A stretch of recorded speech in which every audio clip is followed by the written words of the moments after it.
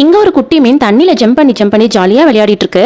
அங்க ஒரு குட்டி பப்பி இந்த மீன் விளையாடுறத ரொம்ப ஆர்வமா பாத்துட்டு இருக்கு. இப்படியே இவங்க ரெண்டு பேரும் ரொம்ப க்ளோஸ் ஃப்ரெண்ட்ஸ் ஆயிடுறாங்க. அந்த குட்டி மீனும் அந்த குட்டி பப்பி கூடயே சுத்தி ஜாலியா விளையாடிட்டு இருக்கு.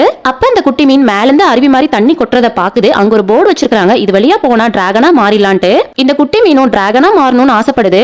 அதனால எப்படியாவது மேல இருக்கிற என்ட்ரன்ஸ் வழியா உள்ள போகணும்னு நினைக்குது. இந்த குட்டி மீனும் தண்ணிக்குள்ளேயே போயிட்டு அந்த அருவி கொட்டுற இடத்துல ஜம்ப் பண்ணுது.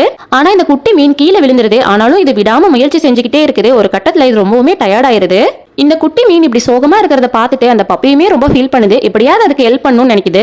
கொஞ்ச நாளுக்கு அப்புறம் பனிக்காலம் வந்ததும் அங்க இருக்கிற மொத்த தண்ணியும் ஃப்ரீஸ் ஆகி பனிக்கட்டியா மாறிடுது. அந்த குட்டி மீனும் பனிக்கட்டிக்கு அடியில இருந்து இந்த பப்பி என்ன பண்ணுதுன்னு பாக்குது. இந்த குட்டி பப்பி ஒவ்வொரு கல்லா எடுத்துட்டு போகுது.